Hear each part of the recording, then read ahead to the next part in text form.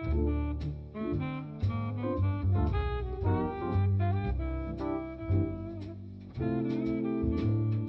everybody. My wife and I were recently in Massachusetts between Boston and Gloucester, and we stopped at a place called Henry's Market in Beverly, right near the Yankee Division Highway. It's right here, and it was a nice little shop, so we thought we'd give you a look at it. Hope you enjoy.